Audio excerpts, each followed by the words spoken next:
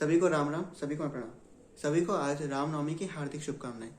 मैं श्री राम से ये प्रे करूंगा कि वो माता सीता के सहित आप सबके जीवन में विराजें और जितने भी काम, क्रोध, लोभ और आलस्य रूपी शत्रु हैं उन सब का नाश कर दें, और आपका जो चंचल मन है उसे वश में करने के लिए आपको बुद्धि और ज्ञान प्रदान अवश्य करें।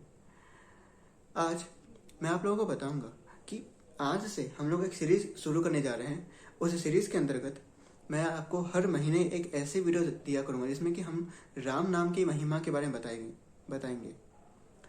क्योंकि भगवान शिव ने माता पार्वती को कहा था कि हे उमा, यदि ये पूरा आकाश कागज की तरह और ये पूरा समुद्र यानी इस पूरे वर्ल्ड में जितना भी पानी है उसको इंक की तरह यूज किया जाए, और 4 सिर वाले ब्रह्मा जी, 5 सिर वाला मैं, 6 सिर वाला स्कंद देव यानी कार्तिकेय जी और 1000 सिर वाले खुद शेषनाग भी अगर भगवान राम के नाम की महिमा का गुणगान करेंगे तो या तो यह आकाश भर जाएगा, या तो पानी सूख जाएगा, या फिर हम थक जाएंगे, लेकिन फिर भी राम नाम की सारी महिमा का वर्णन हम नहीं कर सकेंगे। तो आखिर ऐसा क्यों है कि भगवान श्री राम का नाम इतना महत्वपूर्ण है? आखिर क्या है राम नाम में ऐसा जो कि वो इतना महत्वपूर्ण है? ऐसा क्यों है? इसके लिए मैं आपको सबसे पहले बताता हूँ कुछ चीजें। जो वैदिक मंत्र होते हैं उनका जो जड़ है, उनका जो रूट है वो है प्रणव। और जितने भी वैदिक मंत्र हैं वो उनकी शुरुआत होती है ओमकार से। अब अगर आप प्रणव में से र निकाल देंगे तो बचेगा पनव, जिसका कोई मतलब होता नहीं है। और यदि आप ओमकार में से म निकाल देंगे तो उसका भी कोई मतलब नहीं होता। ओकर या फिर ओ, इसका कोई मतलब नहीं होता। उल्टा अगर आप ओम से म निकाल देंगे तो बचेगा ओ यानी टेंशन, यानी प्रॉब्लम, नेगेटिव चीजें। तो वो जो प्रणव को प्रणव बनाता है और ओकार को ओमकार बनाता है, जिससे कि वेदों को अपने मंत्रों में उनका जड़ मिला है, जिससे वेदों का जड़ जो है वो प्रणव और ओमकार है, यानी राम नाम है। इसीलिए राम नाम की इतनी महिमा गाई गई है। अगर आप देखेंगे तो 4 प्रमुख रामायण है: वाल्मीकि रामायण, अध्यात्म रामायण, रामचरितमानस और कंभ रामायण। इन चारों में तो राम नाम की महिमा गाई गई है, और सिर्फ राम नाम की महिमा ही सबसे ज्यादा हमारे शास्त्रों में गाई गई है। कृष्ण जी के बारे में सिर्फ भागवत पुराण ही है, और जिसमें उनके बारे में पूरा बताया गया, वो भी 18,000 श्लोकों का। वहीं दूसरी तरफ अकेले वाल्मीकि रामायण में ही 24,000 श्लोक हैं जो कि श्री राम जी के नाम के बारे में महिमा गाती है। और भी कई सारे शास्त्र हैं इसमें राम नाम की महिमा आई है। तो आज मैं आपको बताऊंगा कि राम नाम से जुड़ी एक बहुत ही अच्छी कहानी। तो आज जो मैं आपको कहानी सुनाऊंगा राम नाम के लेकर के, वो रामायण के सुंदरकांड से आता है। जब श्री राम जी और उनकी वानर सेना सेतु बना रहे थे लंका जाने के लिए, ये कहानी तब की है। राम जी ने देखा कि जो वानर हैं वो पत्थर पर कुछ लिख रहे हैं और फिर वो पत्थर को पानी में फेंक रहे हैं। उन्हें समझ नहीं आया कि ये लोग क्या लिख रहे हैं। तो राम जी गए और वो चुपके से साइड से झांक करके देखे कि ये लोग क्या लिख रहे हैं। जब उन्होंने देखा कि सारे वानर पत्थर पर राम नाम लिख करके डाल रहे हैं तो वो थोड़े शर्मा गए। उनको लगा कि इनकी कितनी बड़ी भक्ति है मुझ पर, जो ये मेरा नाम लिख रहे हैं। फिर वो कुछ सोचे और फिर वापस अपने शिविर पे आ गए। जब रात हुई और जब सारे वानर सो गए, जब सब कुछ सो गए, तो श्री राम जी चुपचाप शिविर से बाहर निकले और समुद्र किनारे गए। उन्होंने एक पत्थर लिया और अपने हाथों में रख करके ये सोचने लगे कि ये जो वानर है ये राम नहीं है, इसलिए उन्होंने राम नाम लिखा। मैं राम हूं तो मुझे राम नाम लिखने की जरूरत नहीं है, तो वो मुझे इसकी जरूरत नहीं, मैं ऐसे ही डालूंगा तो ये पत्थर तैरने लगेगा। और उससे होगा ये कि जो वानर हैं जो मेरे लिए इतनी मेहनत कर रहे हैं, इनको कल थोड़ी सी कम मेहनत करेंगे, क्योंकि मैं तो ऐसा पुल बना दूंगा। तो श्री राम जी ने पत्थर लिया और उसे फेंक दिया पानी में। आप और मैं जो सोच रहे हैं एग्जैक्टली वैसा ही हुआ था। वो पत्थर तैरने की जगह पानी में डूब गया। श्री राम जी को समझ नहीं आया कि ऐसा क्यों हुआ। मेरे नाम की वजह से पत्थर तैर रहे थे और जब मैंने खुद पत्थर पानी में फेंका तो वो डूब गया। लेकिन श्री राम जी उस समय इससे भी ज्यादा इस सोच में थे कि कहीं मुझे किसी ने देखा तो नहीं। तो वो जो रोग है ना कि सबसे बड़ा रोग क्या कहेंगे लोग, ये शायद श्री राम जी से ही हमारे पास आया है।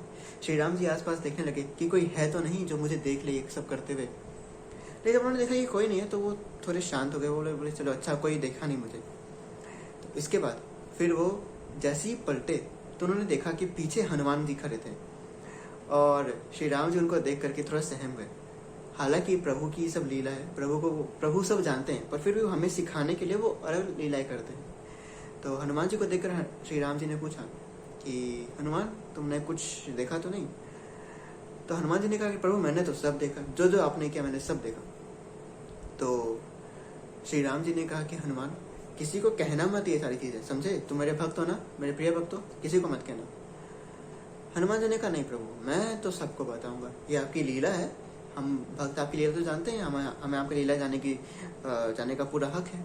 और ये बात कल मैं पूरे वानर सेना को बताऊंगा, कल सारे के सारे वानर और रीच सेनाएं आपकी इस लीला के बारे में जानेंगे।